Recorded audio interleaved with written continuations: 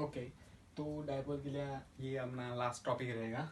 तो अपने को फाइंड क्या करना है इस टॉपिक में, टॉर्क, जिसके बारे में आपने पहले से सुना ही होगा कि टॉर्क कितना लगता है जब किसी डायपोल को यूनिफॉर्म इलेक्ट्रिक फील्ड में रखा जाए। ध्यान से देखना, मैंने यहाँ पे यूनिफॉर्म इलेक्ट्रिक फील्ड लिया है जिसकी इलेक्ट्रिक फील्ड लाइंस यूनिफॉर्म है, इक्विडिस्टेंस है और पैरेलल भी है। क्लियर? तो ये दिखाएगा अपना इलेक्ट्रिक फील्ड। तो उसके अंदर मैंने किसी डायपोल को रख दिया है।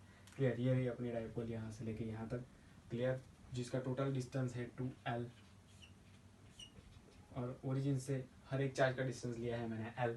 क्लियर? तब इस पर्टिकुलर चार्ज पे, सॉरी इस पर्टिकुलर डायपोल पे कितना टॉर्क लगता है जब इसको यूनिफॉर्म इलेक्ट्रिक फील्ड में रखा जाए। तो उसको फाइंड करने के लिए अपने को इंडिविजुअल टॉर्क फाइंड करना पड़ेगा। क्या करना पड़ेगा? Individual torque. Plus Q charge पे कितना टॉर्क लगता है, माइनस क्यू चार्ज पे कितना टॉर्क लगता है, ये दोनों अपने को फाइंड करने पड़ेंगे। अगर हमने इन दोनों को टॉर्क को फाइंड कर लिया फिर उसका सिंपल एडिशन अपने को टोटल टॉर्क दे देगा। क्लियर है? अच्छा वैसे टॉर्क की डेफिनेशन आप सबको पता ही होगी। Torque equals to force into perpendicular distance from axis of rotation. Clear? ये आपको पता होना चाहिए। यहाँ तक क्लियर है सबको?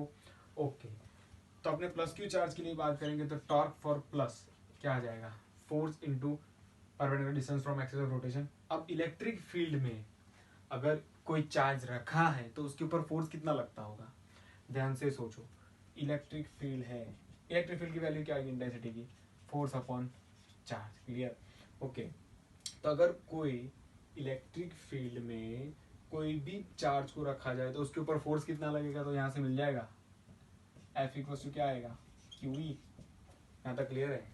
तो इसके ऊपर क्या फोर्स लग रहा है भाई? QE। क्लियर? यहाँ पे भी, यहाँ पे minus Q, sorry plus Q, यहाँ पे माइनस QE। क्लियर यहाँ पर? गेटिंग और नॉट? ओके, ध्यान से देखा जाए तो T प्लस टॉर्क प्लस के लिए फोर्स कितना है यहाँ पे? F into perpendicular distance from the axis of rotation. Clear? तो परपेंडिकुलर डिस्टेंस यहाँ पे इस रोटेशन ऑफ एक्सिस से ये परपेंडिकुलर डिस्टेंस कैसे निकाला जाए? तो यहाँ पे मैंने अलग से ड्रॉ करा हुआ है। ये अपना O है, ये अपना प्लस क्यू चार्ज है। क्लियर? एक्सिस ऑफ रोटेशन ये रही तुम्हारी। क्लियर? इस एक्सिस ऑफ रोटेशन पे परपेंडिकुलर डिस्टेंस निकालना है, मतलब ये वाला डिस्टेंस निकालना है। उसी तरह से नेगेटिव वाले चार्ज के लिए ये वाला डिस्टेंस निकालना है। हालांकि दोनों सेम है लेकिन एक निकालोगे तो दोनों आ जाएगा। क्लियर? यहाँ पे एक ये निकालना है। तो ये एंगल हमने कंसीडर कर लिया है पहले से कि डायपोल ने यूनिफॉर्म इलेक्ट्रिक फील्ड के साथ थीटा एंगल बनाया हुआ है। तो ये थीटा एंगल बना, ये वैल्यू अपने पास है L, इसको मैंने कंसीडर कर लिया X। तो अब मैंने साइन थीटा ले लिया। साइन थीटा क्या बोलता है? Opposite upon hypotenuse, opposite x, L अपन को चाहिए x की वैल्यू आ गई L sine theta. Clear?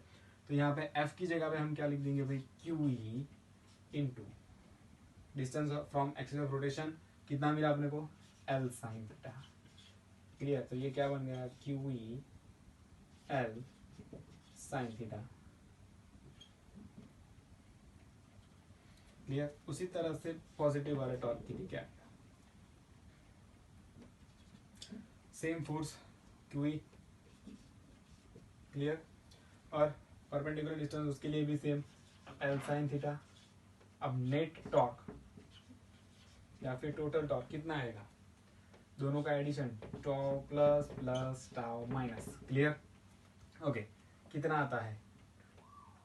QE L sine theta, QE L sine theta दोनों तो सेम ही है। QE into L sine theta तो 2 टाइम्स हो जाएगा 2 QE L sine theta. Clear?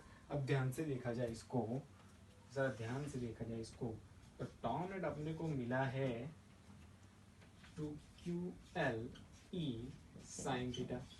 हाँ क्या ना? अभी 2QL क्या है भाई? ये 2QL है क्या? ध्यान से देखिए 2QL क्या है? अपने डायपोल मोमेंट। सही कहा। तो P E साइन थीटा। अब किसी दो चीज का मल्टीप्लिकेशन और साथ में साइन थीटा, तो ये क्या बन गया? P cross E।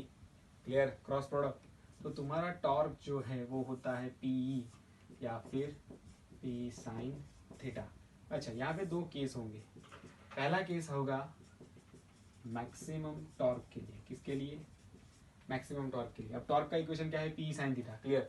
Magnetic field कैसा है? E, सॉरी इलेक्ट्रिक फील्ड कैसा है? E।